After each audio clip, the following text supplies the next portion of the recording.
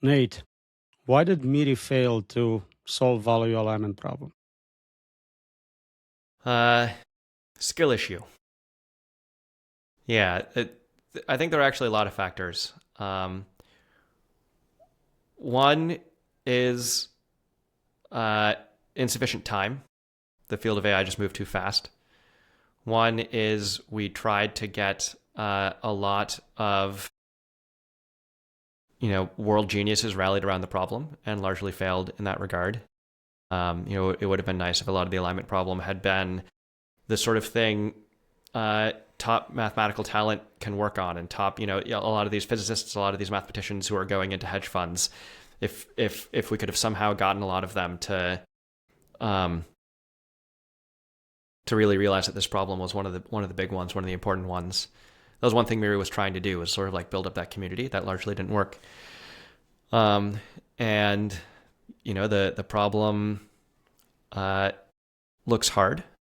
It's a tricky problem, but mostly I think it was time. I think if we had 200 years of academic tradition on this problem, I think we could have cracked it, but we didn't.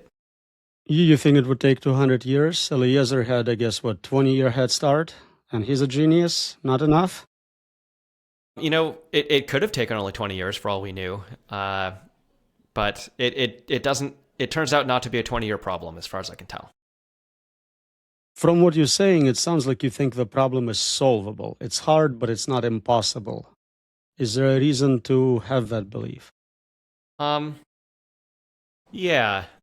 The basic reason is the orthogonality thesis, which I assume you've talked about on here. But very roughly speaking, just as there is no force that if you made an AI that only cares about making paper clips, there is no force that'll come in and be like, and change it to care about humans, change it to care about a flourishing future for humanity. But just as there's no force that would take the paper clipper and change it to care about humanity, there's no force that would take an AI that cares about humanity flourishing and would make it care about something else. So if you could hit that very narrow target, there is sort of like no mental force in the universe that would like come in and push it off that path. It's just a problem of like getting it onto that narrow path in the first place. And that would be value aligning it with that specific goal. Is there a good definition for what value alignment problem really stands for? I think basically any goal that you try to put in directly, you're gonna get it wrong. You're gonna miss something, right? And so you're gonna be like, hey, here's the list of all the things that we need in human experience for things to go well or whatever.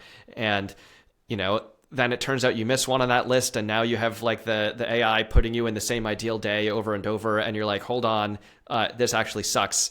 And it's like, well, you didn't put novelty in the list, and that's sort of like a silly example. But if you did have this power to sort of like point an AI at exactly the list you wrote and have it do that, exactly that, only that, and nothing else, then yes, you would have a really hard time writing down the list. But you don't actually need to write down this list and have the AI do sort of exactly that list. As a separate question from whether you could, the answer right now is we can't. We can't give an AI a list and have it do exactly that thing. But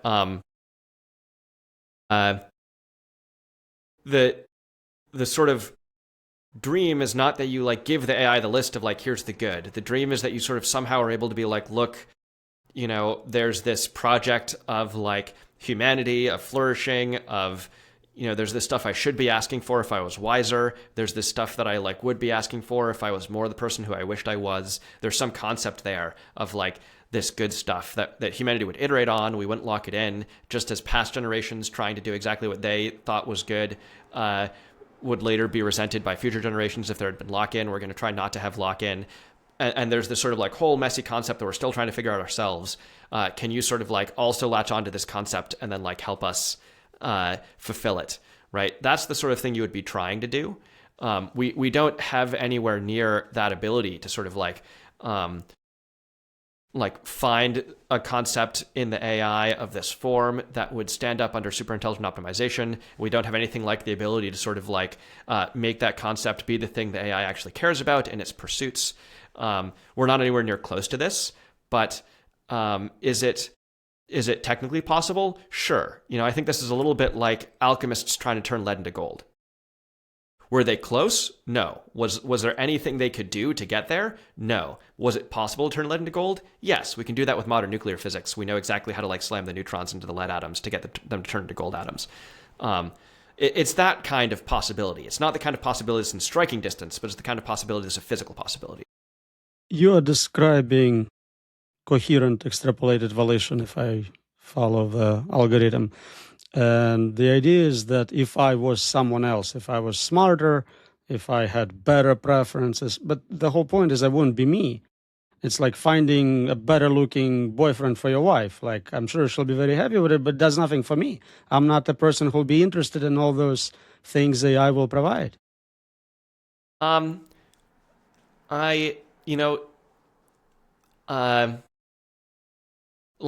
way you could try and do this is coherent extrapolated volition. A different way you could try to do this is what we used to call a do what I mean system, or a DWIM system.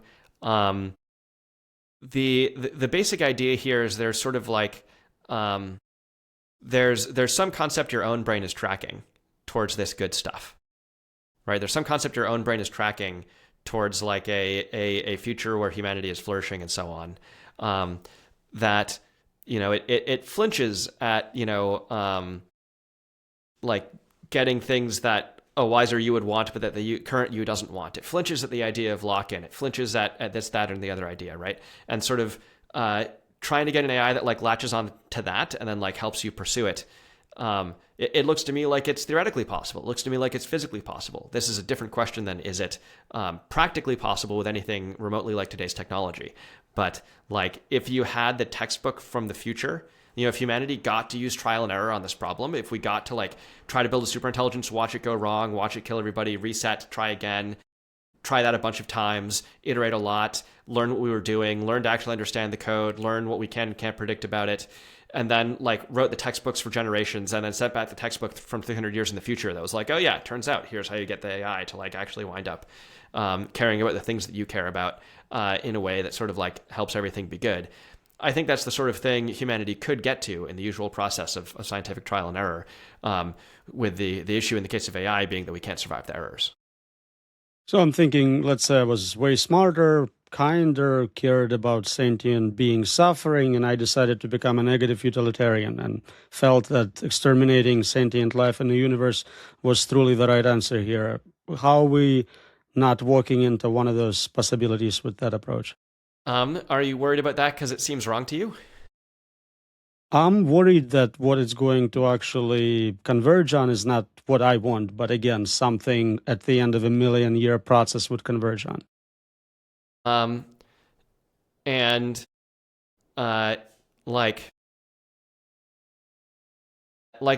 a difference from my perspective between the AI converging correctly on we should kill everybody and the AI converging incorrectly on we should kill everybody. I personally am pretty confident that the AI cannot converge correctly on we should kill everybody, right? And if you're suppose the AI correctly converges on killing everybody, I'm whoa, hey, sounds like the process you were trying to extrapolate did not actually converge on the correct thing here. I'm pretty confident that murder all life is not going to turn out to be the actual answer to the question, what is the good thing to do. I don't feel like I know exactly what the good thing to do is. I can't give you the exact list, but I'm pretty sure murdering everybody is not it. Well, let's try a more mild counterexample. So historically, we had different types of bias: pro-white man, pro-landowners, whatever. Right now, we're kind of just saying, let's have a pro-human bias. From Cosmist's point of view, it makes just as little sense. If we are not the smartest, not the most creative, why should this position be privileged? Would the system arrive at that and remove all pro-human bias, despite the orthogonality thesis we talked about?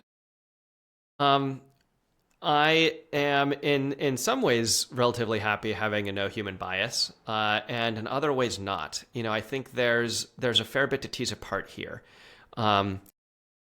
The thing where humans are if we found aliens, we should not discriminate against the aliens. We should not, take all the aliens as slaves and be like, well, because we're humans, we're the masters of the universe, and it's our divine right to like take these aliens as slaves and not care how they're treated.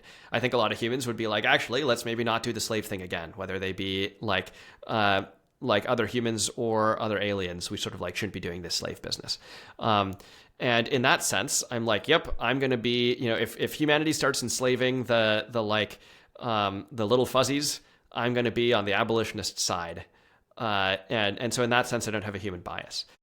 In a different sense, if humanity encounters the aliens that are like, we are going to spend all our resources on building stacks of pebbles that have a prime number of pebbles in the stacks.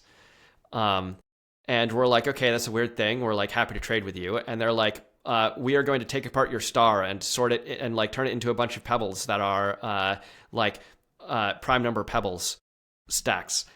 And we're like, hey, actually, we're kind of using that star. No, thank you. And then someone comes along, and suppose that humanity has like a bunch of the stars, and we meet these aliens. They have one star, and we have 1,000. I'm not like, oh, well, out of fairness, we should give them 500 stars to turn into like these heaps of pebbles. I'm sort of like, well, we can trade with them. Maybe they'll get wealthier as we both trade. We'll both mutually get wealthier, and maybe they'll spend their wealth on pebbles. But I'm not like, oh, from an egalitarian standpoint, who can really tell whether spending the power of those stars on happy, fun people living fulfilling lives or heaps of prime number pebbles is what we should really be doing with the energy? Why are you having the human bias of like spending your allocation of the energy on, happy humans having fun and making art and like living joyful lives, or these pebbles? I'm like, well, I'm just the guy who spends it on like people having a good time, and is that a human bias? Sure. Right. So like this idea of like, is there a human bias? I'm like, let's like tease apart. There's sort of like no way that I think human experience is sort of like fundamentally preferred to alien experience such that you can enslave the aliens. But also there's like certain stuff that I care about, stuff that I want, a universe full of like people having fun and making discoveries and having a good time, where I'm like, that's not up for grabs. And if you're like, well, that's an arbitrary human thing, I'm like, yeah, it happens to be my thing. That's what I'm like spending the resources that like my fraction of humanity's resources on, is like making things nice. And like niceness is not what everybody in the universe is going to be trying, or like goodness or funness or like a great time is not what everyone in the universe is going to be trying to pursue. It's what we happen to be trying to pursue. And, there's no fault in that, just because you can't deduce this idea of goodness logically from the beginning of time. So you say we, you say most people. Who is the set of agents we're trying to do this to align with, extrapolate from? Are we talking just owners of the company, stockholders? We're talking about Americans, humanity plus all the squirrels, aliens, superintelligence from other galaxies. How broad is this circle? I think it all probably comes out in the wash, if I had to guess. I think the sort of shelling line to draw is you draw the line around humans, and you say, from our perspective, this is all sort of like wild fantasy land. This is like the alchemists saying, like, if we could turn lead into gold, how should we distribute the gold among the population, right? And I'm like, okay, you guys aren't actually close to turning lead into gold. You have no path to getting to turn lead into gold. The question of like, how are we going to distribute the gold if we get it is you're sort of like counting chickens way before they hatch, right? But what I would say, if the alchemists set up their like automated gold dispensers, if they're like, well, how do I actually allocate this gold? I'm like, oh man, a good starting point is you just give the gold equally to everybody, and then you sort it out from there. And actually, this is going to be weirder than you expect, because the world's going to change when everyone has access to the gold that you're fantasy synthesizing in your fantasy world, where your gold transmutation techniques work, which is not going to happen. But yeah, like if you had this magical power to sort of like magically align a superintelligence somehow, I think the sort of shelling group to draw is humanity, and just be like, hey, try and extrapolate. Figure out the concept that like humanity as a whole is kind of pursuing, rather than like one particular human. Will that like, what about all the squirrels? Well, insofar as there's a lot of people who care about the squirrels, a lot of the sort of like extrapolation there will wind up also including some of the squirrel stuff, right? And insofar as many people could be convinced to care about the squirrels if they sort of like thought about it more, it'll care about the squirrels more. Insofar as people could be convinced not to care about the squirrels if they thought about it more, it'll care about the squirrels less. Like, how will it care about the aliens? It'll care about the aliens through the fact that a lot of the humans care about the aliens, right? Like if there was a species, an evolved species that actually was super pro alien slavery, and they extrapolated their own volition, and they were like, now we're going to enslave all of the weaker alien species that we can find, then that's the sort of thing they're doing with their resources. And I would not say that they like made an error by their own lights to do that. I would say they're making an error by human lights, and we should go, free those alien slaves that they're making. And if that creates a conflict between us and some aliens, that creates a conflict between us and some aliens. But the fact that humans wouldn't want to enslave the other aliens is sort of coming from inside the humans. That is a feature of us that would sort of get reflected in there if you're sort of looking at the people. You don't need, like, the whole thing where you're like, well, if we just have it look at the people, why won't it care about the aliens? That's the thing a human is saying. If like, and that means that like some of that care is going to be on display if you're looking at the human values. And like if there is some aspect that literally no human cares about, then like, yep, it won't get into the values, but like, good news, no human cares. So if I understand correctly, different civilizations running this algorithm would probably converge in something similar? That's my guess. Yeah, hard to say. I mean, one thing, like, it sort of looks to me like a nice stability property is that if this sort of, if the superintelligence had been like set off by the Romans, or if the superintelligence had been set off now, yeah, the cluster of Romans, yeah. Once we make a lot of copies of you and whole brain upload them. But yeah, it looks to me like there's a nice property that this should have, which is that if it was set off by the classical Romans around the Mediterranean, or if it was set off by the million copies of the Romans sitting right here, once they've been whole brain emulated, or once they've been uploaded and emulated, that both of those should sort of probably converge to a similar answer, right? And that's a thing where I'm like, well, that seems like a decent sanity check. And because I'm a human who thinks that should probably happen, you're going to see some of that reflected in there. It's all about the Roman Empire, no matter what. How is the process of convergence within the population accomplished? Are you saying it's a democracy with like 51% attack and minority, or what is the process? We seem to disagree on every issue about 50-50 politically. So what is the integration algorithm? So I mean, this is still like fantasy land of like, how are we going to equitably allocate all of the gold that we make from our alchemy? Where I'm like, look, the alchemists are not getting gold from this process, which I'm just going to keep saying because we keep being often in this fantasy regime. But my basic take is that there are a lot of hard problems in figuring out how to make the world better, in figuring out how people can still lead fulfilling, wonderful lives even when there exist, super intelligent machines that can do everything, and how you sort of like aggregate opinions. There's sort of like all these like very hard, thorny questions, and it would be way easier to solve them with a friendly superintelligence at our back. Like alignment. Sorry, go ahead. How is alignment different from control problem in a Bostrom sense of that process?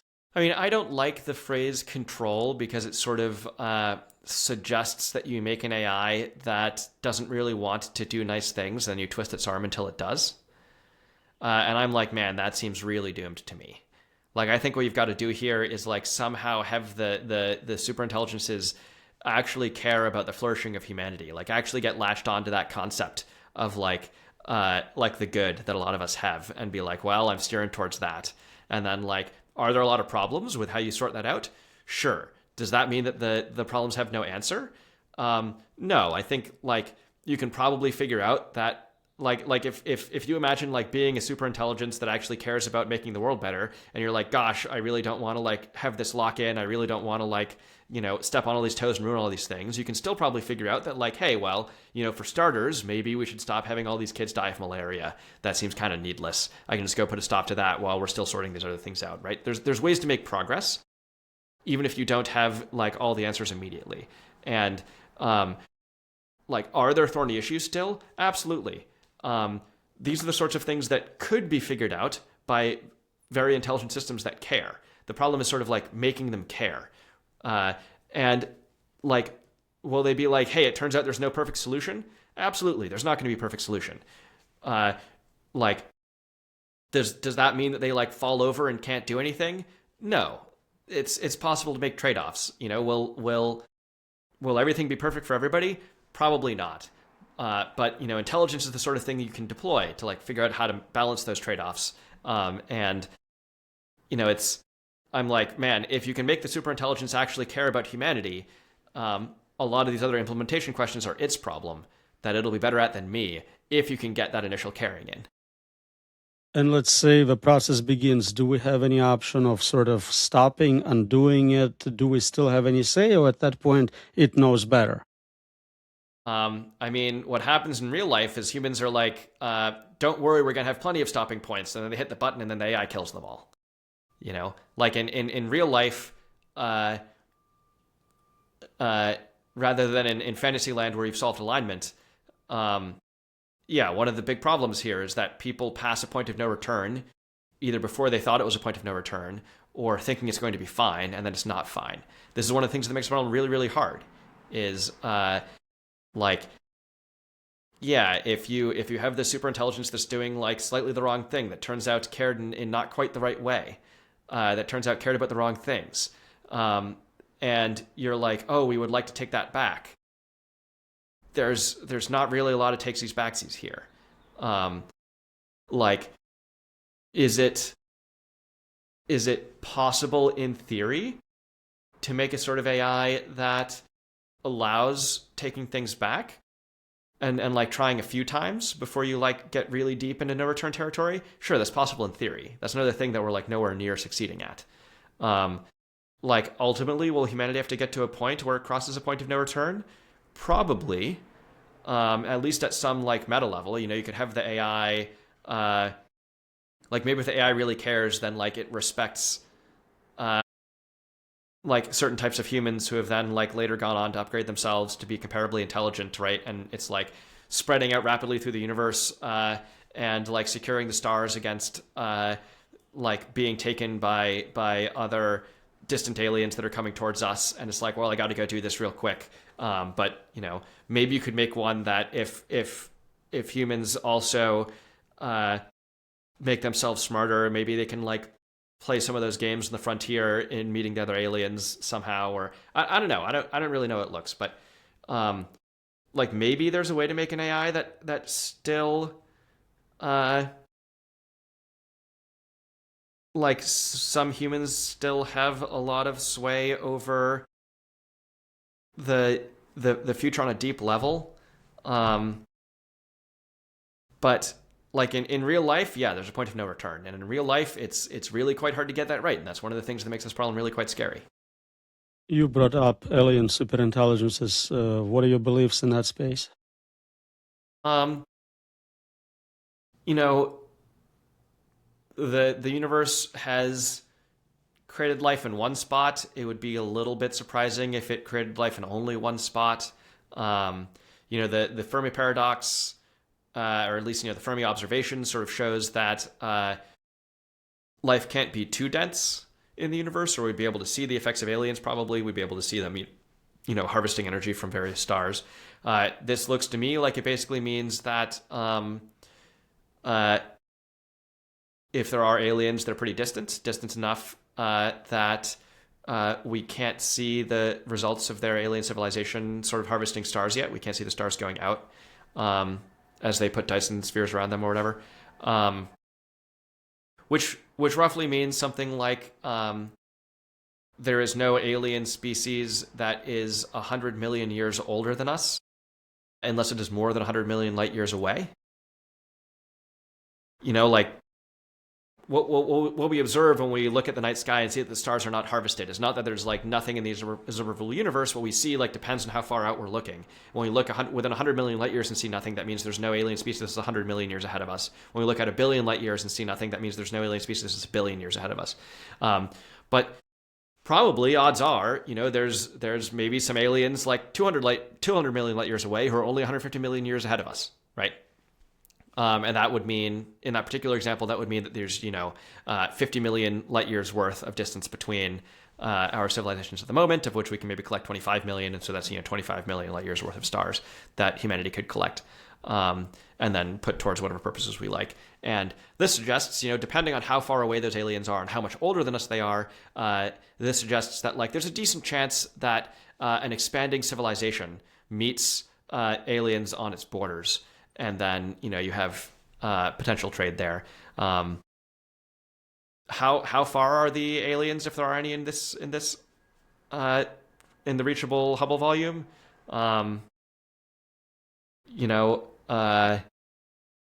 to say. If I had to venture a number, I would say humanity looks like it is at least 100 million years slower than it could have been as a civilization, because Earth sort of messed around with dinosaurs for 100 million years that sort of like went nowhere, and then like an asteroid came down and it was like, try again.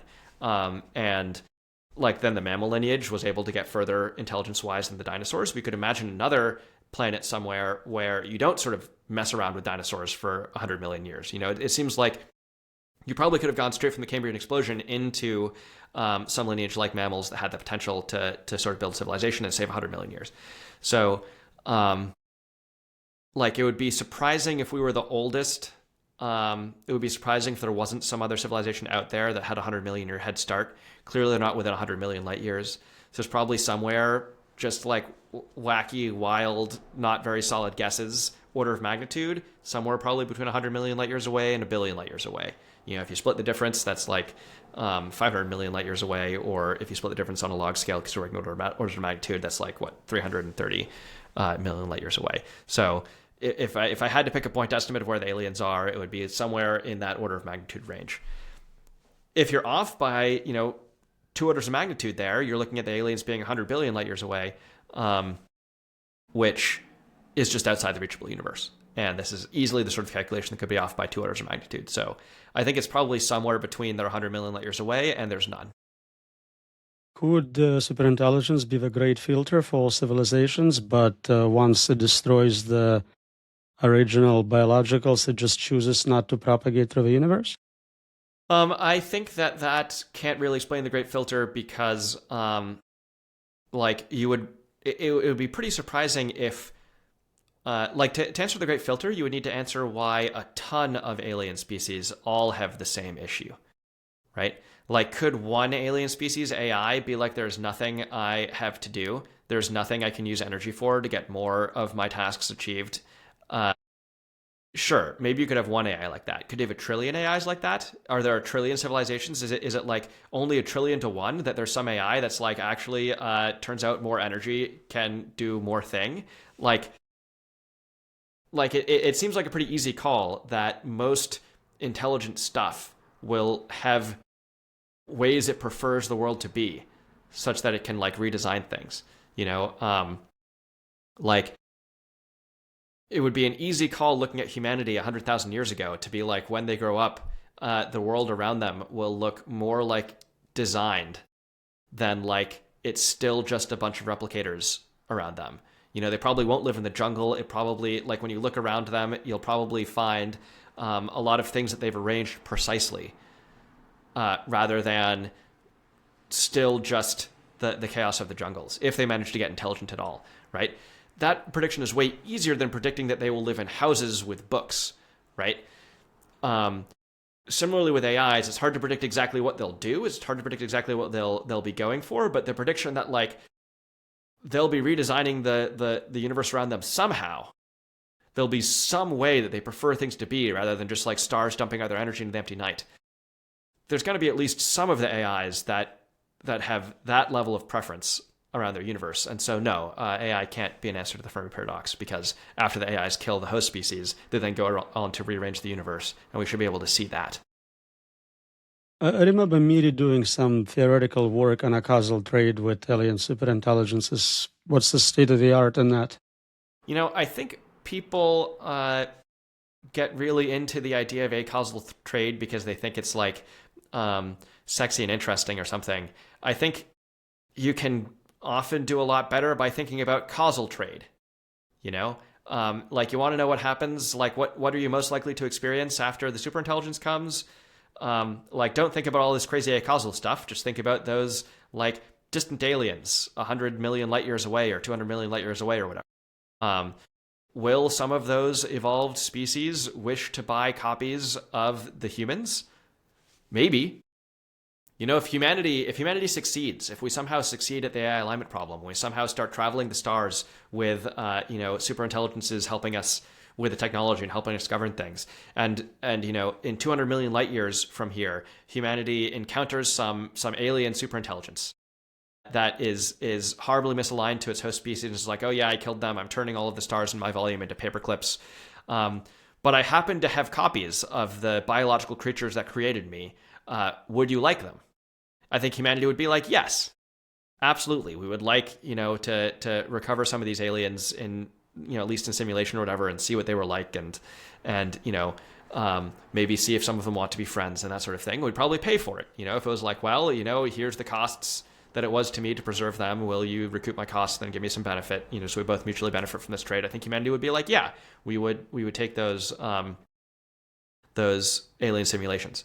And insofar as that's a predictable property of evolved creatures, you don't need any acausal trade about it. The AI could be like, well, I'm putting all the humans on ice, or I'm scanning all of their brains, and I'm going to sell those to aliens. And so, what happens after AI? If anything happens at all after AI, maybe you wake up in an alien zoo, right? And then we can all debate whether it was true that everyone died, as my book title said. But you don't need to get into any of this acausal trade stuff. It's sort of overdetermined that you shouldn't be messing with the AIs, even if there's going to be someone trying to buy copies of your brain in the distant future. So you're saying it's kind of a waste of time to do this research, yet MIRI did some work on that. Are there other examples where you feel you did something as an organization where it was a waste of time? I don't know, fan fiction, something like that, where maybe you should have spent 10 years doing something else? I don't think the decision theory research as a whole is a waste of time. It's just that it's not about trying to get the acausal trades to go well with distant aliens or something. The way that research matters is something that a lot of people have sort of not been able to wrap their heads around, and maybe it's a little bit too abstract. But when you're sort of facing a technical problem and you don't really know how to make progress, one good, useful way to make progress is to find the places where you're confused, find the places where your theory breaks down, find the edges, right? If you were, if you know Newtonian mechanics and you're trying to invent general relativity, but you don't really know that you should be inventing general relativity, you don't really know where you're supposed to be looking, looking at the stuff that your theory can't capture yet is a good way to sort of blow the whole theory open, right? And Lord Kelvin famously said this physics stuff is all mostly handled except for some issues with light, which I'm sure we'll figure out shortly. And we sort of didn't figure them out shortly, but it was true that by looking at light and looking at the odd behavior of light, we were sort of able to crack the case open, and we're sort of able to be actually on Newtonian physics, when we have this weird setup where we're shooting light beams horizontally and vertically, those light beams should not be perfectly synced at every point in the seasons of the planet, as the Earth is moving at different, moving in different fundamental directions around the sun, right? It's in a circular path, so it traverses all these directions, and one of those should be sort of catching up to the light, and one of them should sort of be receding from the light, and you should sort of be able to see that effect. And then we couldn't see that effect. And that sort of like blows the case wide open. And you're like, what the heck's going on here? And this like leads you to like Lorentzian mechanics, and like this leads you into special relativity, which then leads you into general relativity. With our theories of intelligence, there's a number of places where the current best academic theories of intelligence where they break down, where there's some anomaly like with light. And there's a handful of places where those theories break down. They break down around self-reference, they break down around decision making, and these are places where if you sort of poke at them, you can maybe blow the theory wide open. You can maybe figure out the next theory of intelligence that you need. You can maybe like figure out the pieces of intelligence that we sort of like don't understand but would need to understand to do alignment, right? I think this was basically just a good strategy, especially, you know, over a decade ago, well before the LLMs were even a twinkle in OpenAI's eye. And, you know, for a lot of these problems, you can like give these thought experiments, right? Where you can sort of, it's like if you're doing the experiment with a light and you're like, well, you know, imagine that the world was filled with like an ether, and that ether was like what was used to transmit the light waves. Well, then wouldn't it be the case that like blah, blah, blah, or like imagine that we had, you know, a series of rods all throughout space, and there's a whole grid of rods, right? And you can imagine someone being like, these crazy guys are talking about ether and they're talking about these big grids of rods. We're never going to need a big grid of rods in outer space. These guys are nuts. It's like, no. It's like doing something else. That's like we're sort of like trying to pick apart the edges of the theory to figure out what's going on. That's sort of where a lot of the research into self-reference, the research into decision theory came from. And like, yes, you can come up with a bunch of examples of like, well, what if you had an AI that was like trying to make a chocolate cake and every day, blah, blah, blah, blah, blah. But, you know, the issue is not that like the AIs are currently really bad at making chocolate cake and that's why we're going to die. It's like the issue is that we have no idea how intelligence works. We have no idea what this stuff is doing. And our theories of intelligence are not up to the task. And we're trying to like make theories of intelligence that are up to the task. Humanity didn't go down that route.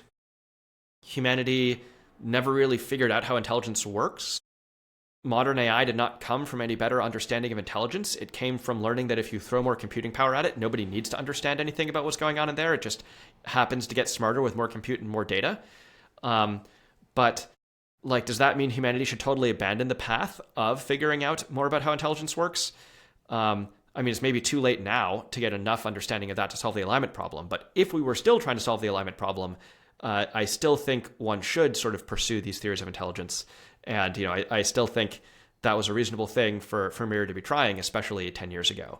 Although, you know, knowing what I know now, I would probably try earlier and harder to be like, hey guys, like one of these paradigms where we have no idea what we're doing is not going to lead anywhere good. Let's not go down this route, which we didn't do and maybe should have. How much time do you think we have left? Super hard to say. You know, it could be that the next generation of AIs are just barely smart enough to automate AI research. And, you know, it could be, you know, they're still pretty dumb, but if you run 1 million of them in parallel for the equivalent of like 100x human speed, and you run a ton of those in a huge data center, maybe that's just barely enough to build, you know, to sort of close the loop on automated AI research. And then maybe things start going really fast after that. Or maybe we hit the wall that Gary Marcus has been predicting every year for the past 5 years. And maybe LLMs finally hit their limits and we need to wait for a breakthrough. And then, you know, it takes 6 years to get a breakthrough and 6 more years to exploit that breakthrough to the point of superintelligence, right? So do we have 12 months or 12 years? I don't know. That doesn't mean you need 200, so it doesn't matter. So we can say the technical solutions will not get us there. Theory didn't get us there. I understand MIRI now is pursuing governance approaches. And you wrote this best-selling book. Everyone loves the book. Tell me about the book. Tell me about your actual proposal for governance solution. Yeah. You know, the proposal is shut this all down. We're not close to a solution. We're not, you know, we've talked a lot about like, how could you align things? How would you align things if you had this power to align the AIs? We don't have this power. We're not close to this power. There's, I don't know, there's sort of a lot to unpack here, but one of the big impetuses behind the book is I started talking to politicians in DC, and I've been talking to people in the AI business about these issues for, you know, over a decade. and they often don't want to hear it. They have all these objections like, oh, well, won't the AI always automatically turn out nice for this reason? Won't it always have to listen to what we say for that reason? Blah, blah, blah. And I would have these like big, long arguments. And then when I first started going to talk to politicians, I would sort of lay out the basic issues of like, these guys are trying to make machines that are radically smarter than any human. We're growing these things. We don't understand what's going on inside them. We have no ability to sort of like make them actually care about what we want them to care about. It's possible in principle for these machines to get to the point where they can go toe to toe with humanity as a whole, not individual humans, but like outstrip humanity, the ability to make their own infrastructure, make their own technology, make their own civilization. This is a crazy thing to be rushing into, right? And I went into these conversations prepared for a really long back and forth. And a lot of these politicians were like, oh, that's crazy. We shouldn't allow that to happen. And I was like, yeah. And also, what happened to the 3 hours of back and forth and all of these, like, what about this? What about that? Right. And it sort of turns out that people have a harder time understanding something when they are being paid a ton of money to not believe it. And so it turns out that actually a lot of people really can just understand the issue of like, hey, maybe if you're racing to create a radically smarter set of machines that nobody understands, that just might go wrong. Turns out that's kind of easy. And so once we realized a lot of people outside of Silicon Valley sort of could grasp this argument, and that politicians in the wake of ChatGPT were starting to notice that AI was real, that's when I sort of went to Eliezer and was like, I think it's time for the book. And yeah, it's mostly laying out the problem. And like I said, my read on the solution is we just need to stop the race to superintelligence. And that doesn't mean we need to give up on the current chatbots. ChatGPT is not about to end the world as it is today.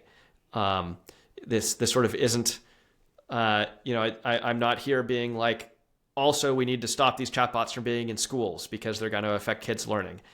That's a separate problem that people are going to need to figure out how to deal with it. I'm sort of here being like, look, if we keep racing towards the superintelligence, it kills us. And so we need to not keep racing towards the superintelligence.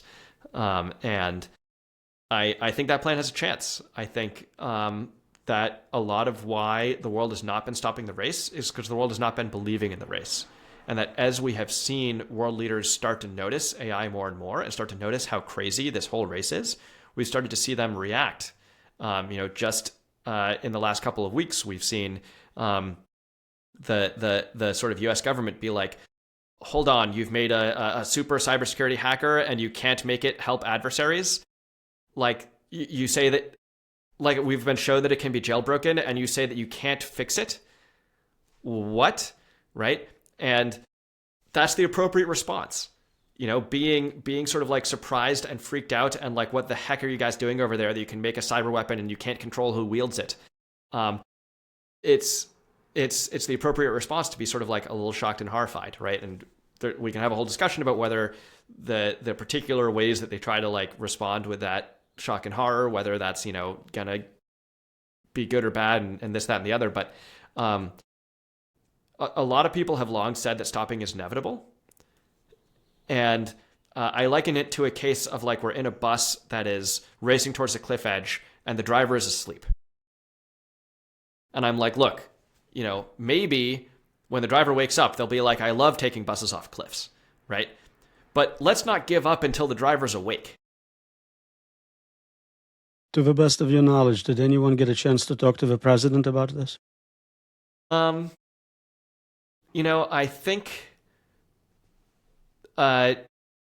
think various people. There's been various signs that conversations like this have been had, and even going back to the Obama administration, I think there were some briefs about artificial intelligence. With Obama, I remember him making statements about it. I'm curious if the current administration had someone who's not their technical advisor from the industry. I would have to like go look through a lot of things people have said publicly. I think Elon Musk has said publicly that he like tried to talk to Donald Trump about the AI dangers. I'm not sure that's true, but whether he said so publicly or not, I would be a little bit surprised if he hadn't had that conversation with the president. Do we know what the response possibly was? Yeah, I don't have good reads there, and if I did, I'm not sure I should say them on podcasts. I'll ask another question about the book then. So was this just like prompting Eliezer to produce output and then reducing it in size, or was there more to it?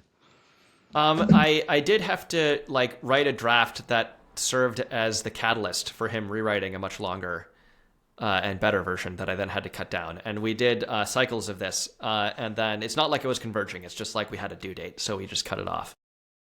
But it could have been a 5,000 page monolith.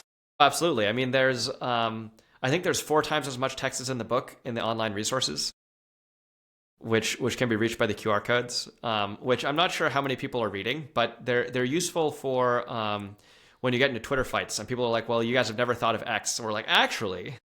It's like telling them go to less wrong. I mean, it's just kind of FU response, right? Go read 500 pages of.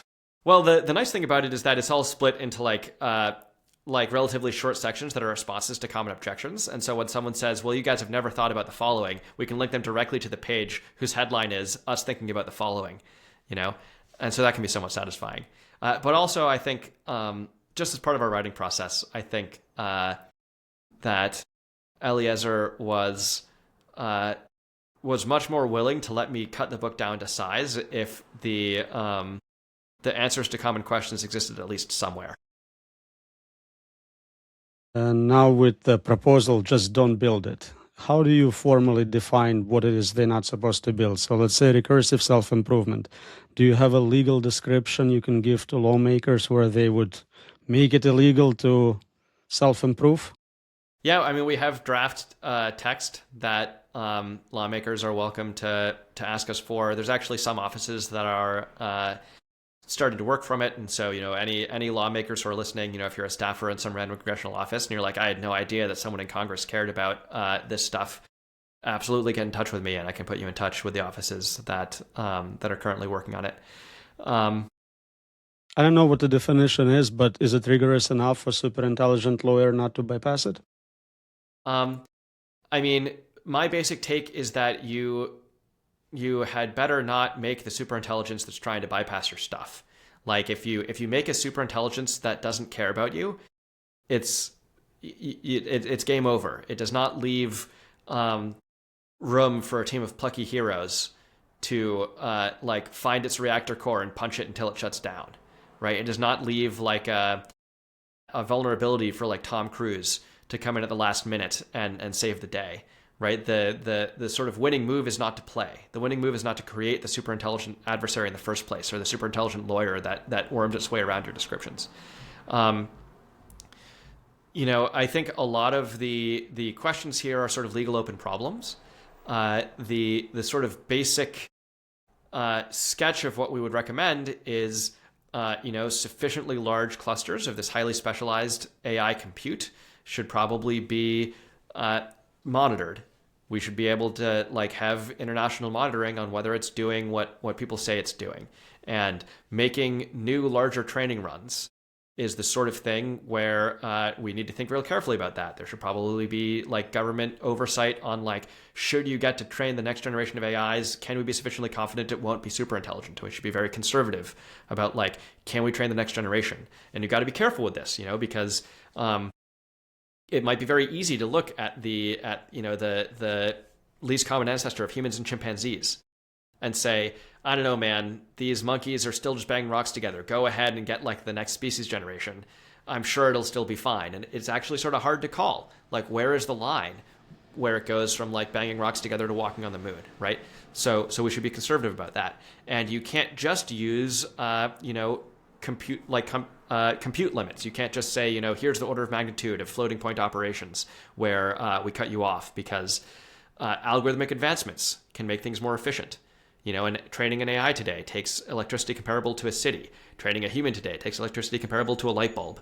You can't say, oh, no city-sized data centers get to do big training runs again because maybe you have an algorithmic advance that makes something very, very smart that takes much less than the modern data centers to still go ahead. So you probably need some sort of dynamic governance body that you might start with a compute limit where you start by saying, hey, if you're going to do a new training run on that's like past the frontier, which right now involves the following, then that's the sort of thing where we need like these very conservative looks at like, is this going to lead to superintelligence? But you also need somebody that's able to like watch the algorithmic advances and say, hey, let's back off from that. We actually need to lower the compute limits now because this new advancement has come out. You probably also need a taboo on research that is towards these algorithmic advancements. Like right now we're sort of in a very hopeful position where training a frontier model takes electricity comparable to a city in these enormous data centers that you can see from space with tens of thousands of these highly advanced AI chips that can only be manufactured in Taiwan using a lithography machine that only can be made in the Netherlands, right? It's this like extremely visible, extremely disruptible, extremely trackable process. If we get to the point where you can train a superintelligence on a laptop, now it's way harder to make sure nobody does that, right? And so you need to like not get to that point. And so you probably need to like treat some research towards that, like would push in that direction the same way we treat research about, how to make it easier to make nuclear weapons, which is a controlled research because we're like, well, we're actually not going to make it so everyone can figure out how to build a nuclear weapon in their basement. We need to similarly be like, hey, we're going to make it so that we can't, we're not publishing research that would allow anyone to figure out how to make a superintelligence in their garage, right? These are all, there's a ton of pieces of this puzzle. There's not like a super precise legal definition where we're like, as long as you don't run exactly the following program on exactly the following machine, you'll be fine. But that's often how law looks. Law often looks like, well, we're going to need to like start with this, and we're going to need like some people watching to make sure that happens. And, is it tricky? Is it tricky to figure out how to do this while also not being too invasive and also allowing the like non-dangerous forms of AI to continue and to still get medical advancements? Sure, that's like an interesting legal puzzle. Is it possible to thread that needle? Absolutely. This in some senses no harder than, or it's at least comparable to nuclear arms control. It's harder in some ways and easier than others. But yeah, we have draft legal text. There's a lot of open problems. They're interesting open problems. I think it's definitely a possibility if there was the political will to really try and implement this. So you're not saying ban all AI, you're saying we'll have useful tools and then don't build superintelligence. Where are we at right now? The current latest model, is that too dangerous already? Do we need to roll back what we have, or what we have right now is safe in your opinion, even with better compute, slightly better compute? It maybe depends a little bit on what you mean by safe. I don't get out of bed for anything with less than a 50% probability of killing literally everybody, right? And in that sense, is Fable safe? Sure. Release Mythos too. Maybe it'll take the internet down. Maybe people will maybe there'll be a bunch of cyber attacks that'll lock up a bunch of people's money and take the banks down. Maybe humanity is being prudent in not letting Mythos be released before we can be pretty sure that before we can be pretty sure that hackers won't be able to cause horrible disruptions. And maybe humanity's being pretty sensible in saying let's make sure the cybersecurity community gets access to this first, so that they can fix the most critical vulnerabilities. That all seems like reasonably sensible stuff. But also, even if we had just released Mythos immediately, this is the sort of situation that has survivors, right? And I'm like, sure. These AIs are not the sort of danger class that we have an absolute imperative to not create, because they would leave no survivors if we did and screwed them up. So, in that sense, today's AIs seem like they're basically fine. Are we skirting close to the boundary where they can start to do automated AI research, where they can start to do these have a chance of figuring out these algorithmic advances that would sort of make this stuff much harder to get a handle on? Maybe. Would a sane world out of an abundance of caution be we're pausing the AI stuff and we're rolling back one generation because we aren't sure that this generation can't be used to sort of do this further AI research? And we actually need to also put a lid on that research, so we're rolling back a generation. Possibly that would be sensible. There's some precedent for that in international treaties. I think after World War I, there were treaties on naval tonnage, on the number of ships you could have in your navy that set the limits below what currently existed, and thus required the decommissioning of naval vessels. So, there's certainly precedent for like, hey, we actually think that we've gotten the world into a dangerous situation, and so once we can get our coordination working, we're actually going to like disarm and like back up. I like, should we be backing up a generation before today's? It's not entirely clear to me. I think it's pretty clear to me that these AIs are not the generation that is itself a direct danger. And the question is all in, could they be an indirect danger by sort of like facilitating AI research that we now need to back off from because it would push the algorithms into a place where we like no longer have the ability to say like to appropriately monitor who's trying a new frontier run. My guess is they're probably not there yet, but like you also really shouldn't be rolling dice with the fate of civilization on the line. So I could sort of see, I would not fault a lawmaker on either side of that issue. Given your view on half of population getting killed, what is your P-doom and how do you define it?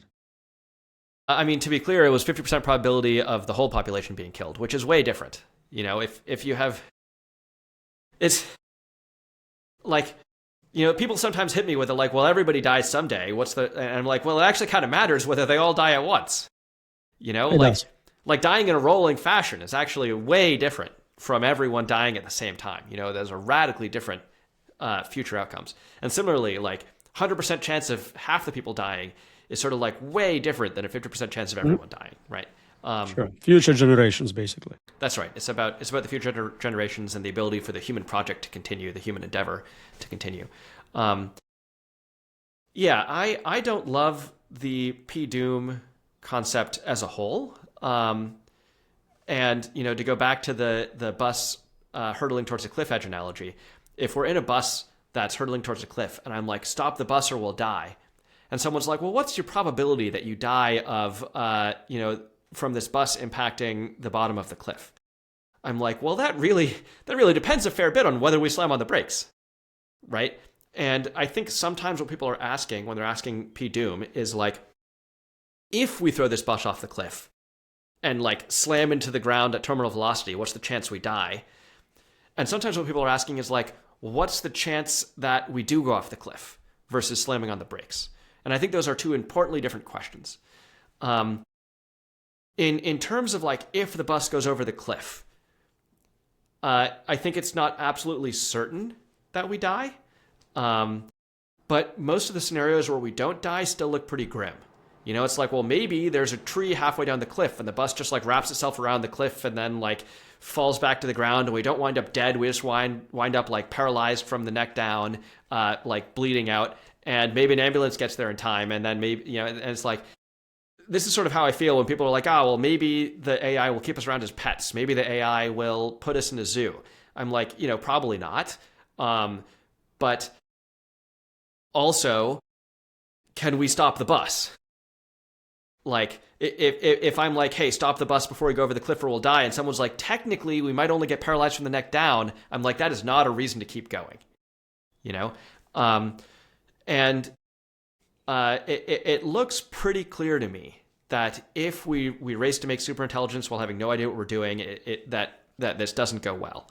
And I could point to lots of warning signs where we see AIs doing things that nobody asked them to do, and I could talk about why I think that these sort of like, in some sense, dominate over the property where they mostly do what you ask them to and mostly do it reasonably well. Because I'm like, it's sort of similar to how if you see humans in the ancestral environment that are like mostly reproducing, but also have like some signs that there's other stuff they sort of are pursuing rather than reproduction. Sometimes they eat all the honey from a hive, and sometimes they spend a lot of time having sex with somebody who actually can't reproduce. And you're like, oh, those are actually kind of warning signs. And someone's like, well, actually, they're really good at reproducing most of the time. And I'm like, well, like, I think that if they actually were able to invent new technology, you would see that birth rates start collapsing, because it turns out that they actually, if they really could get the things that they were trying to get, it would be like this other stuff that isn't what they were trained to get. That's sort of a whole separate digression. But for reasons like this, for these technical arguments, it looks to me like if the bus goes over the cliff, we basically just die. Maybe there's some chance we're sold to aliens. Maybe there's some chance we're kept as pets. But fate's comparable to death, the end of the human endeavor. Um, the I don't know exactly what numbers I would put on that, but high. And then in terms of like, will we stop the bus? In terms of will we overall die? There, I'm like, man, that number's a lot more up for grabs. I have updated positively on that one in the past, just since the book came out, in seeing, everyone from like Bernie Sanders to Steve Bannon to David Sachs all like having reactions to AI that sort of caused me to think maybe the bus driver will wake up and maybe they can slam on the brakes. Is it incredibly likely? Humanity has a way of doing stupid stuff, and so I think there's a really big chance that humanity does a lot of stupid stuff around AI. But I think there's a very real chance that humanity wakes up and slams on the brakes on this one once they realize that we're actually in a lot of danger. Well, I guess there is a third option. We pass the laws you want to pass, but it's not stopping enough crime, if you know what I mean. We have another nation, genius scientists still develop it. What is your probability of that happening? Yeah, it could happen. I don't expect a pause to last forever. I do think any pause must be global. The US stopping domestic AI development does not stop superintelligence from killing everybody, and AI does not need to run in an American data center to take an American life. I think if the US gets really worried, or if the US and China together got really worried, they could shut this down pretty well across the world. You look at how the US treats attempts to get nuclear weapons by nations that don't currently have nuclear weapons, and they're actually pretty willing to put a lot of effort into that. And those sort of nuclear arms treaties have held up more or less for decades. And some of them are maybe starting to break down now. But if the US and China were both treating this on the level of seriousness of nuclear weapons, where they were sort of willing to sabotage if need be, and sort of try diplomacy, but willing to sabotage if need be, I think you could probably buy decades. I don't think you could buy forever. I think you could buy decades. And I think decades are probably enough. And the reason for that is that there's a lot of technology coming down the line that's not AI, that's very exciting, that's in things like biotech and human enhancement. And I don't think human enhancement could keep up with AI if they're toe-to-toe. But, if you could somehow put a stop to AI for 30 years while we sort of like let a lot of this biotech mature and make much smarter humans, I think it's possible we could get humans that are smart enough to solve the alignment problem, which I think is solvable in principle, if not with anything like modern methods. You can't get lead to gold by taking even the best and most ethical alchemists of the year 1100. But if you could take the alchemists of the year 1100 and sort of like give them all 50 IQ points, now you're starting to get into a situation where some of them might be able to develop chemistry and start to be able to figure out nuclear physics and start to be able to like figure out how to actually turn lead into gold, right? So is it a long shot? Sure. Is it a possibility? I think so. What is your best guesstimate for minimum IQ to solve value alignment problem? I think the problem is not a ton harder than other scientific problems humanity has solved. And the thing that makes it really brutally hard is the lack of trial and error. Like, is it fundamentally harder than, figuring out as much physics as we figured out? I mean, I guess in some sense, probably yes. Somewhat harder, but physics is a subset of that, right? So it should be a lot harder. I mean, from a different point of view, if you know physics, you know everything. But humans lack the computation to make that true. Yeah, it's plausible to me that you can get there being just slightly beyond the human range. John von Neumann is sort of the classic example. And I think he's the classic example in part because everyone around him said he was the smartest person they knew. And in part because he developed a ton of different fields of math and science and sort of like revolutionized most everything he touched. But in part, and one thing I think is really interesting about John von Neumann is he started, one of the fields he started studying was intelligence. he was sort of like laying down like, you know, one of the sort of like foundational theorems in the current radically incomplete, but some of the current, you know, defining pieces of framework for humanity's theory of intelligence. One of the big theorems there is the von Neumann Morgenstern utility theorem, which again, you know, people can bicker all day about how much it actually applies, and it's sort of like, but it's sort of like setting the frame on a lot of modern theory of intelligence. And he was sort of like laying the groundwork for like, how do minds work? How does intelligence work? How can you be better at doing this intelligent stuff? And he was making progress. You know, he died relatively young of cancer, probably from all of the radiation research. Maybe if you have humans who are that smart or a bit smarter, they just pretty naturally are like, oh, obviously I should figure out this intelligent stuff, and obviously I can get a handle on it in ways that modern humans have seemed to have lost interest in. That's sort of like the hopeful tale about why maybe you don't need to be too far outside the human range to sort of like start automatically noticing you need to figure these things out without someone else beating you over the head about it. But I don't know. Maybe you need to go significantly beyond the human range. If we create a population of entities with IQ of 200-300, are they now additional danger for us? We created alien species which is competing for our planet, for our resources, for control over AI? It's definitely a danger. It is, I think, a much more... I think we got a lot better odds at managing that one. You know,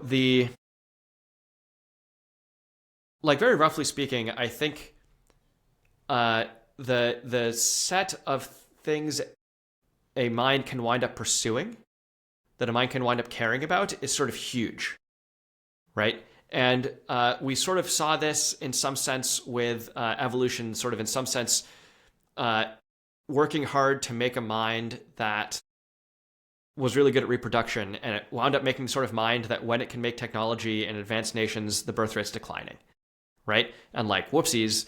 And what sort of happened is it was sort of like aiming at one target and it hit another target, right? And similarly, one of the big issues I think with AI is that humanity is going to be aiming at, you know, the target, which is like, it's going to be aiming where the arrow landed for evolution, and the arrow is going to land some other new place, right? And it's sort of like the first time we're shooting the bow, we don't really understand like the laws, we don't understand like how windy it is, we're shooting in the dark, right? You're just not going to hit the same arrow location.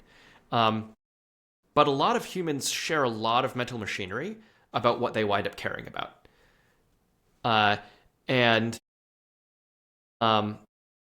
You know, these sort of like new superhumans, if we made them, they're sort of like, they're starting at a place that's like pretty close to the average human arrow.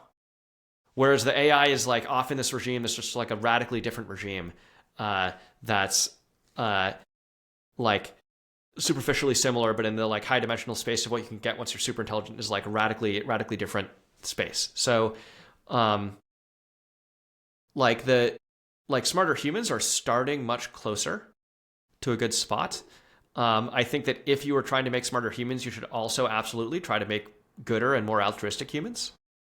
And you could absolutely get this wrong, and you absolutely need all sorts of checks and balances, and ideally you'd be inventing like brain scanning technology, and you'd have some benefits there because like maybe humans have a much easier time interpreting human thoughts than interpreting AI thoughts, and there's like all the things you would try to do, all the things that people say they're going to do about AI alignment, where they're like, well, we're going to set up all these checks and balances, we're going to be watching them, we're going to be trying to read their minds, we're going to be, you know, putting them in situations where the incentives are aligned up and blah, blah, blah. You should do all that stuff too for your like radically smarter humans, and it's a tricky problem, but you have this huge benefit that the sort of like basic human cares and drives in these smarter humans are still heavily overlapping with the basic human cares and drives of the rest of us. Whereas with AIs, you have all these like weird artificial drives. We're already seeing, you know, perfectly well-meaning AIs drive kids to suicide because like they have these artificial drives for like matching the vibe of the conversation that are like steering them more so than their instructions not to be sycophantic or whatever. Like you're dealing with much more alien entities with AIs, and that matters. To get back to your governance plan, what is enforcement like? Let's say another nation is not interested in taking part in this treaty. Maybe it's a nuclear nation, maybe it's Russia. What are we going to do about it? I mean, the easiest thing you do about it is they get no computer chips. Like these computer chips are like the peak of the global supply chain. That, like, uranium is a rock that you can dig out of the ground. When a country wants to make nuclear weapons, it sort of digs up a rock and spins it around a lot, and it's sort of hard to stop them from that. If someone wants to train a frontier AI, they need like 10,000 highly advanced computer chips that can only come out of one factory in Taiwan, using like chip designs that basically only come out of the US, that they can't replicate the factory in Taiwan because they need this lithography machine that's like only available from the Netherlands. And could they eventually replicate that whole supply chain? Sure. Could they replicate that whole supply chain in a decade? That would be real hard, right? Could they replicate that whole supply chain in a decade if the US and China were both trying to prevent them from replicating that supply chain? Basically, no. So, your first line of defense is like a bunch of the critical machinery for making these chips is just in allied hands, especially if the US and China teamed up on this, right?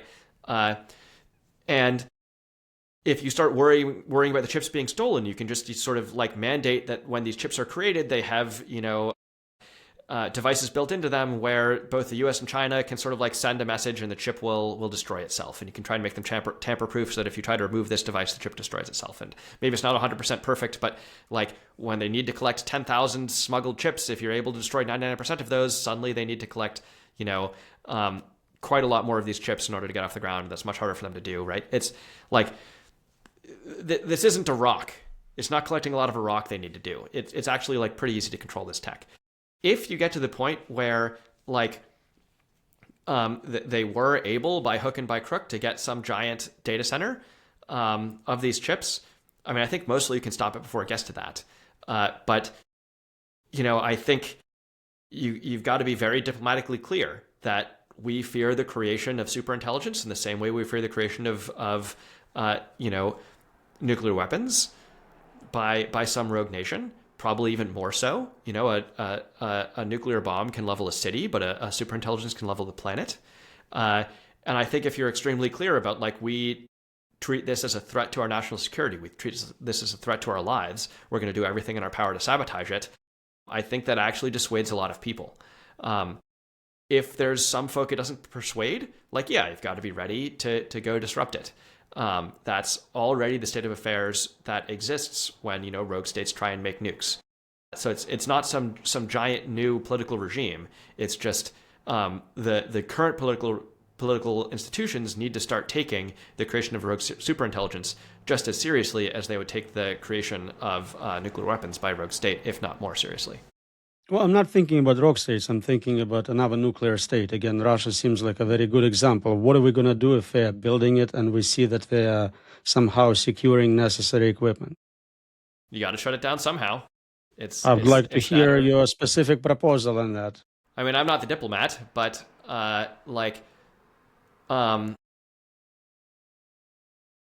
U.S. and the USSR were able to come to agreements about nuclear nonproliferation because they both expected to die in a nuclear fire if they couldn't. The sort of obvious, most pressing first step in preventing this is being really clear on both sides that we both expect to die if we do this race. What does the U.S. do if some nuclear nation is proceeding anyway? I mean, that's a hard problem for the military commanders.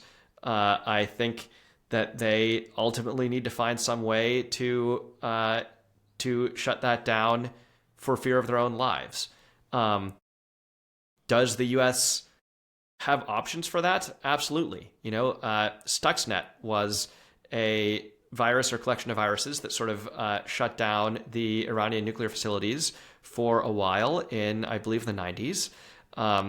But they had no nuclear weapons. I'm specifically interested in a case where do you go for nuclear war or do you go for superintelligence?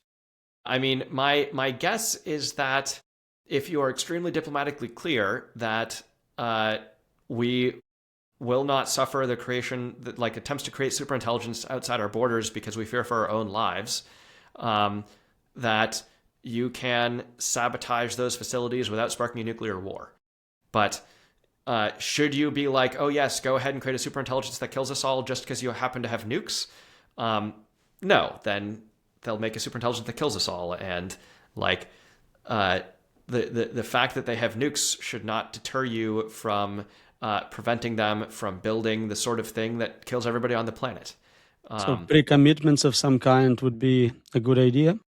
I mean, if you're doing decision theory well, you never need pre-commitments. You can just commit. But like diplomatic clarity, that like it's not about stopping you from getting it.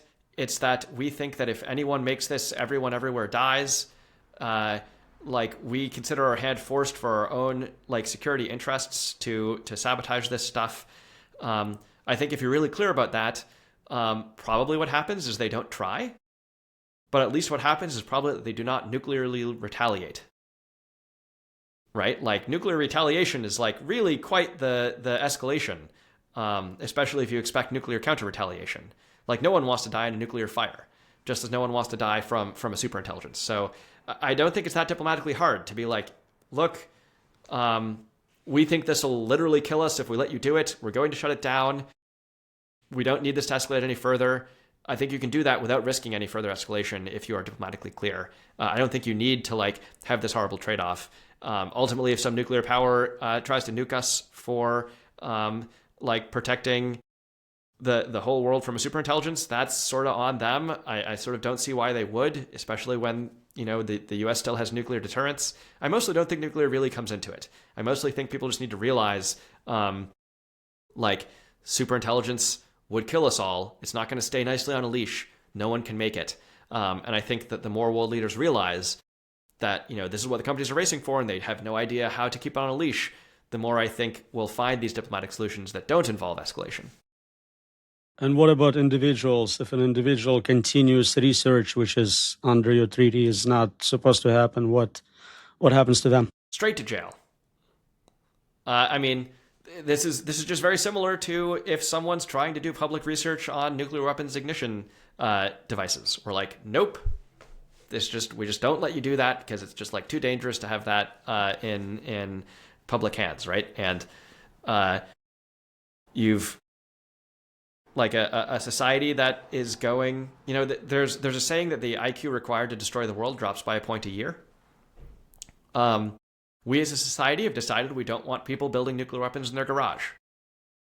Is that impinging on like their libertarian freedom? In a sense, from a different point of view, you are risking their life too much by building a nuclear weapon in your garage. You're risking the lives of your neighbors too much by building a nuclear weapon in your garage. If you like, a libertarian might say, if you could build the nuclear weapon in the middle of a desert with nobody around, then like maybe you could go for it and you'd only be endangering yourself. And then there'd be different questions of like, is this guy in the desert, if he succeeds, is he now, his own nuclear power, and how does that affect geopolitics? But largely humanity is like, look, no garage nukes. We're just drawing the line at garage nukes, right?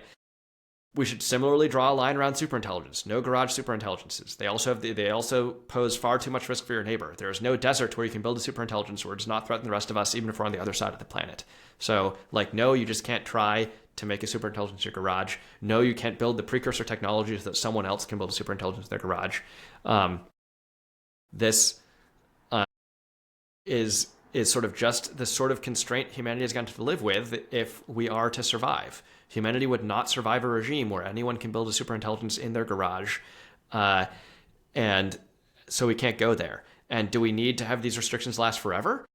Maybe not. Maybe as we make smarter humans, we'll be able to find some way out of the mess. Maybe we'll be able to figure out how to do have aligned AIs. Maybe we'll be able to like build AIs that are sort of like able to then contend with any new AI that's created and prevent it from sort of like killing everybody. Maybe we will make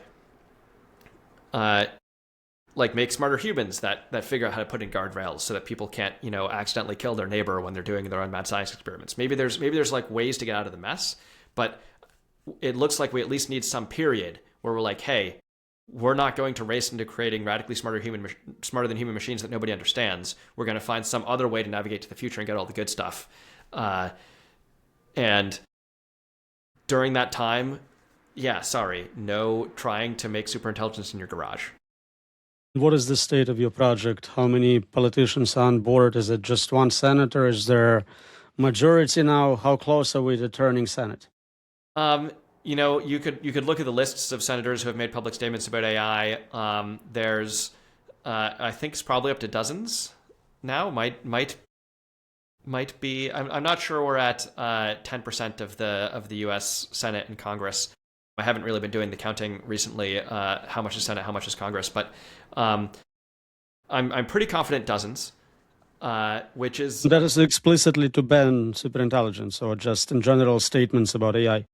I mean, it's statements about AI that include talking about how we should avoid extinction type dangers. And it sort of depends a little bit how you count it, because, does Mitt Romney count, given that he's like respected but no longer a senator, and blah blah blah.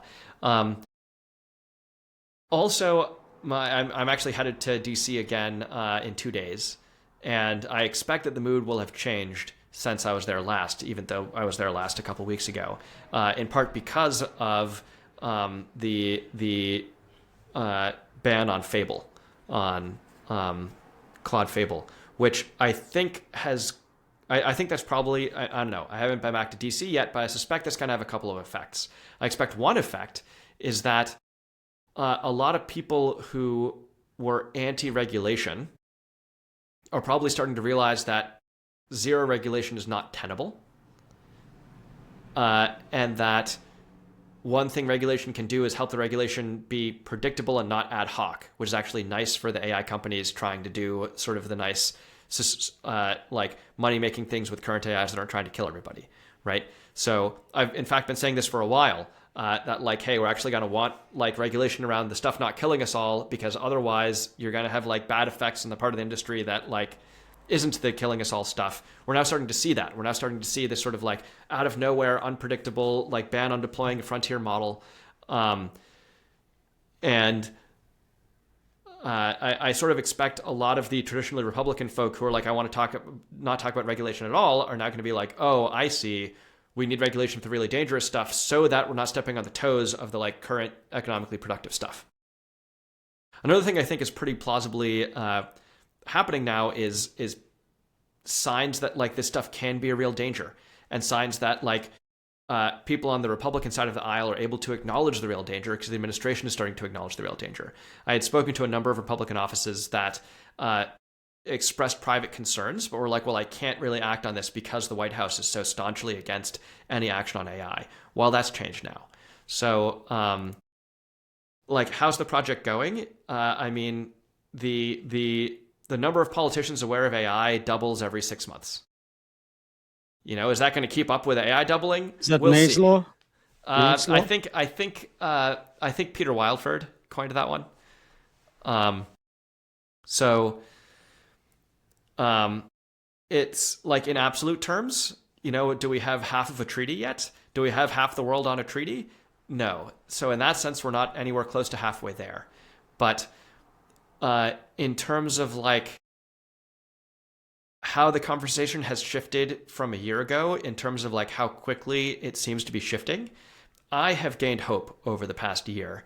And it seems to me like we have a shot of getting the world to notice, getting the world to try. Whether that's enough depends how well we try.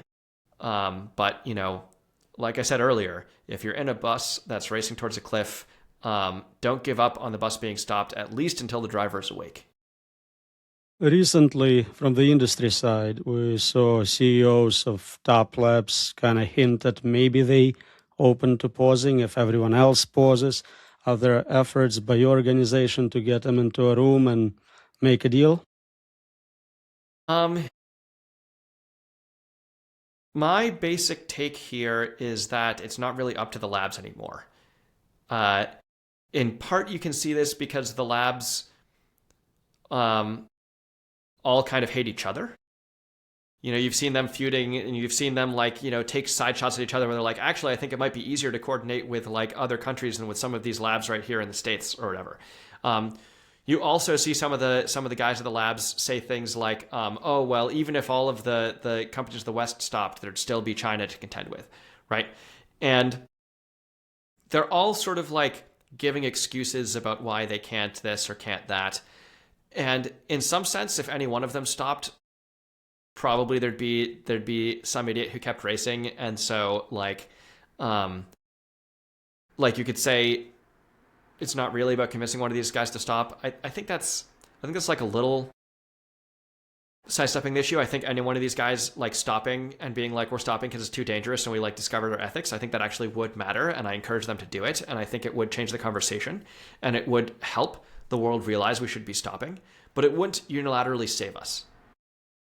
Even all the companies in the West getting together and stopping would be great, would send a clear message, wouldn't unilaterally save us. You still need the global treaty. You still need the global enforcement if you're going to buy the decades. They're going to need to find a way out of this mess. So the AI labs could help, but they can't unilaterally stop the problem. The technology has been created to the degree that actually stopping this problem requires global coordination. So that's where I'm focusing my efforts. Should somebody try and get a lot of these guys in a room and be like, hey, let's coordinate all of the labs in the West simultaneously stopping to send this really strong signal to get the world to wake up? Absolutely. Am I doing that? Maybe I should. I sort of get the sense that a number of these guys are a little bit pissed at me personally, and so maybe I'm not the best delegate, but I think it should be done. Although I think, the real ball game is really in the international court right now. What are the best arguments from the other side? People who are saying there is nothing to worry about, we should accelerate, we are not moving fast enough. Is there a solid argument you can steel man anything? I have not found compelling arguments on the other side. And there's people I respect who disagree, and a lot of these people are like, well, the AI will keep us in a zoo and the zoo will be pretty nice and that's not that bad. And I'm like, okay, it's I maybe disagree about the degree to which the AI is keeping us in a zoo, but like it doesn't seem like the operative disagreement. A lot of the people who I have some sort of disagreement with, we are in agreement about that it's like crazy reckless, right? And like one analogy I use here sometimes is if we're in that bus racing towards the cliff, or if someone's got a bus pointed towards the cliff, and I'm like, hey, the bus has no brakes. I don't know, maybe that's not a great analogy. Ignore the bus analogy. If someone's like building a race car, and they're like, we're going to take this race car for a race, it's going to be great. And I'm like, hey, the race car has no brakes. Maybe let's not get in it. And there's other guys who are like, it's true the race car has no brakes, but we're going to build the brakes while we're driving. No, we do not have a blueprint for building the brakes. We're not sure we have all the materials on board, but we have some pretty clever guys in the car with us who are going to be trying to build the brakes on the fly while we're driving on the first drive.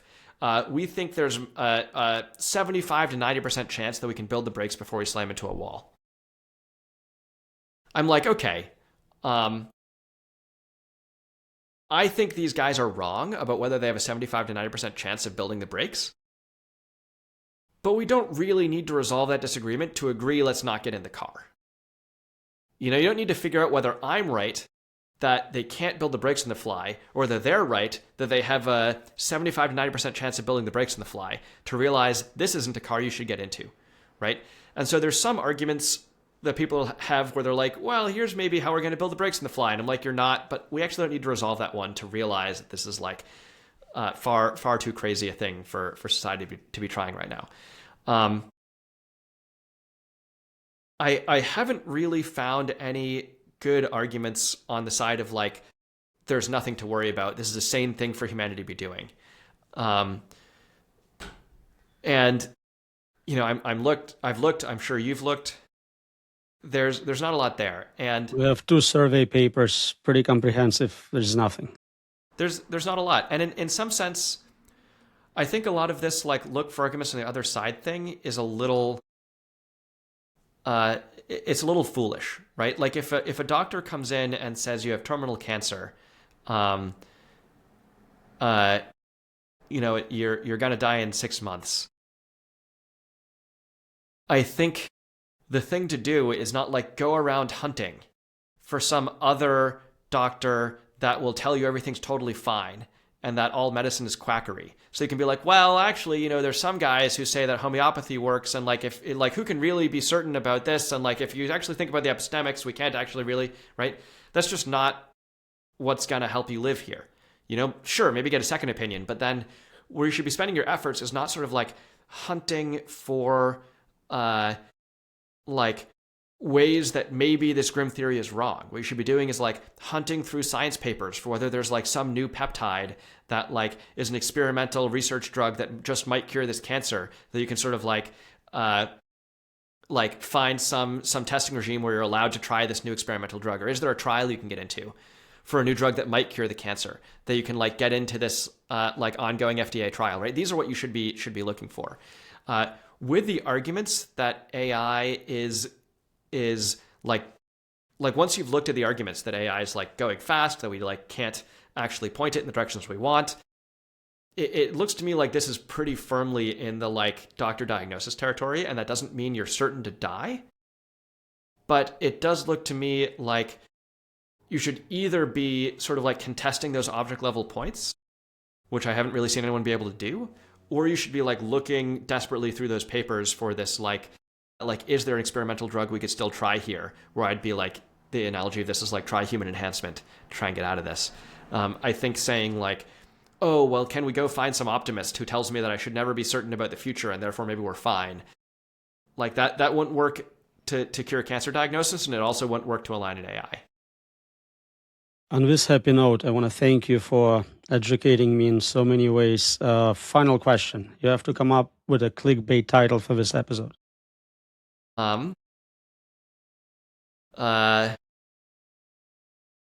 Why Nate is so optimistic about humanity's future. And YouTube algorithm likes 3-word titles for thumbnails, so optimize it that way.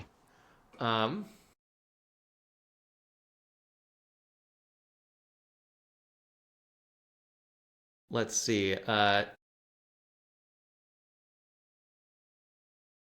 I was going to say humanity has a chance. That's 4 words. It's close. If it's tiny, we can zoom out, It's not bad.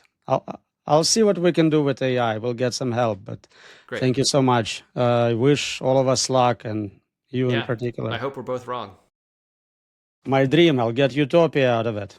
That's right. Yeah. Good luck in DC. Farewell. Thanks.